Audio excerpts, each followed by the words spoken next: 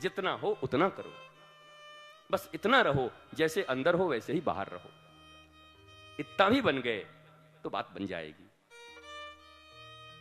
निरमल मन जन सो मोहि पावा, मोहि कपट छल छिद्र न भावा।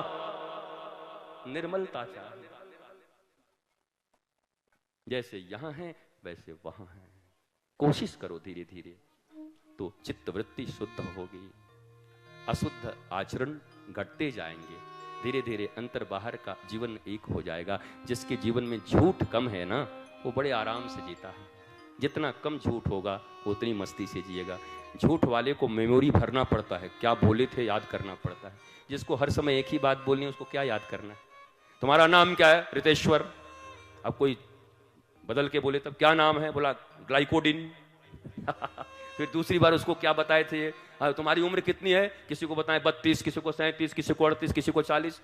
फिर अगले दिन सब आ गए एक साथ में, भैया आपका उम्र कितना? भूल जाएगा किसको कितना बताए थे।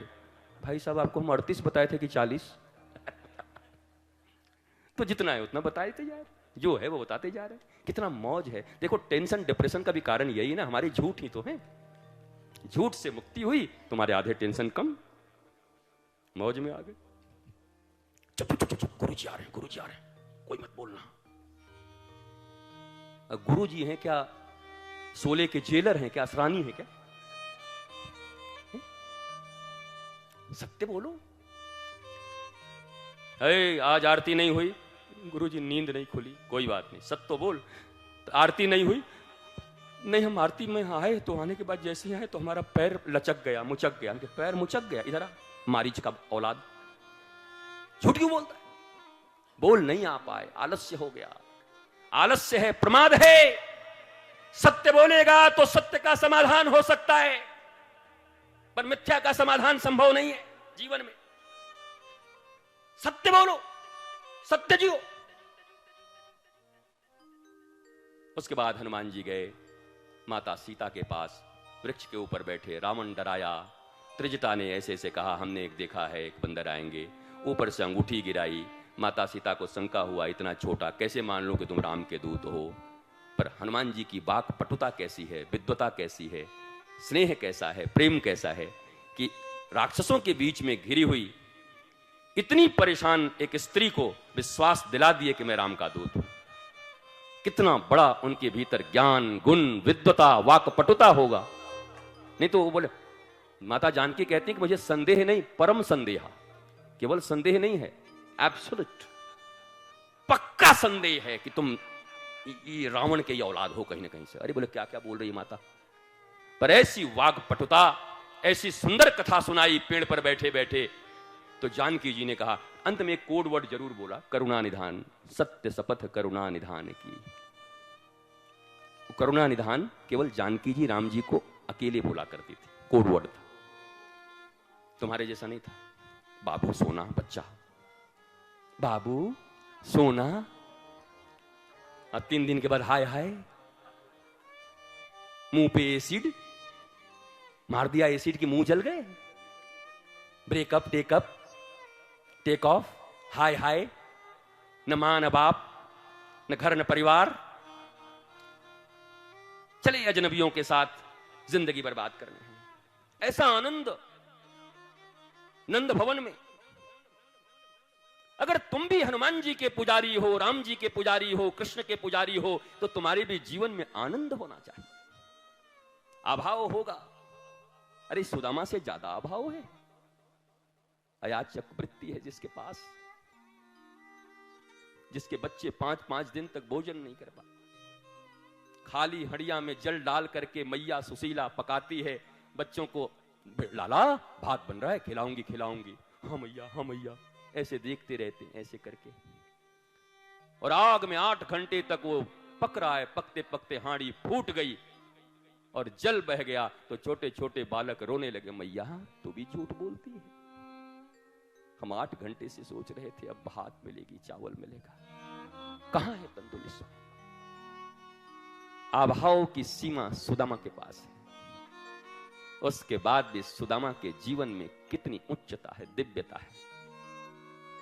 वो सुदामा जिसको अपने पर्यंक पर बिठा करके गोविंद अपने नेत्रों के जल से उनके पांव धोते हैं। सारी कृष्ण की पटरानियां महारानियां प्रणाम करने आती हैं सुदामा को, और बिना मांगे सुदामा को सब दे देते हैं भगवान। लेकिन सुदामा भी कैसे हैं, वापस आए तो लौट के वृक्ष के नीचे ही रह करके कृष्ण का भजन करते रहे, कभी उस महल में गए नहीं। बोला पत्नी को चाहिए था तू रह ले, बच्चों को चाहिए था तू रह ले, मेरा तो यार, मेरा श्याम, मेरा गोविंद है, मेरा तो भजन यही चलता है। कहां किसी अभाव में सुदामा के जीवन में परिवर्तन आया? क्या तुम सुदामा से भी नीचे हो? क्या सुदामा साहब से तो तकलीफ है तुम्हारे जीवन? अभाव से नहीं, जीवन में गोविंद जब भी मिला है तो भाव से मिला है। अब तुम सोचो कि तुम्हारी जिंदगी में सदा अभाव रहती है या भाव रहता है? 24 घंटे ईश्वर के सामने, गुरु के सामने, माता पिता के सामने, संसार के सामने तुम अभावों की गिनतियां गिनते रहते हो।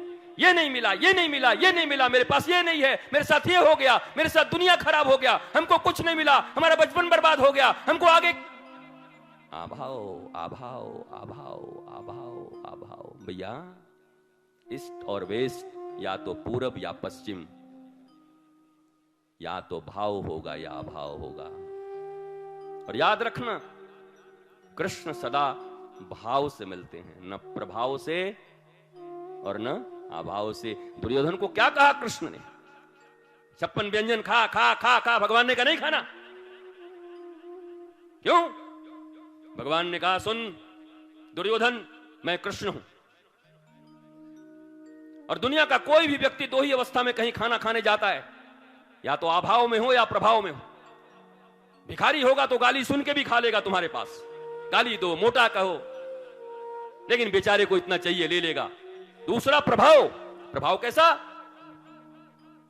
का घर में पेट भरा हुआ है, उसके बाद भी मुख्यमंत्री के पास चले गए, मुख्यमंत्री की पत्नी ने एक लड्डू निकाल के दे दिया, और घर में अगर इतना छोटा सा एक पान का टुकड़ा भी पत्नी दे देती तो कहती पेट फाड़ देगी, मार देगी, चुड़ैल है, मैं खा के मर जाऊं, मेरा पेट भरा हुआ है। पर मुख्यमंत्री की पत्नी ने लड्डू निकाला, भैया लड्डू भाभी जी कैसे इनकार करेगा? प्रभाव है। भगवान ने कहा सुन दुर्योधन, इस दुनिया में लोग दो ही तरह से खाते हैं, या तो अभाव में खाते हैं या प्रभाव में खाते हैं। अब एक बात सुन ले, मैं लक्ष्मी का पति हूं, लक्ष्मी मेरे पांव दबाती है। जिस बाप बड़ा ना भैया सबसे बड़ा रुपया के पीछे सारी दुनिया भाग रही है, वो लक्ष्मी मेरे चरण दबाते रहती है, इसलिए मेरे पास किसी चीज का अभाव नहीं है। तूने अपने भाइयों की संपत्ति को लूट लिया है, तूने अपने परिवार के साथ गलत किया है, इसलिए तुम्हारा कोई प्रभाव मेरे ऊपर नहीं है। और मैं श्री कृष्ण हूं, न तो अभाव में खाता हूं न प्रभाव में खाता हूं, खाता हूं तो भक्त के भाव में खाता हूं। जा रहा हूं विदुरानी के पास केले के छिलके खाने। और गए भगवान, ना भाव में खाए न प्रभाव में खाए, खाए तो भाव में खाए। तुम्हारी जिंदगी में अभाव है या तुम्हारी जिंदगी में प्रभाव है? अरे सुन ले भाई,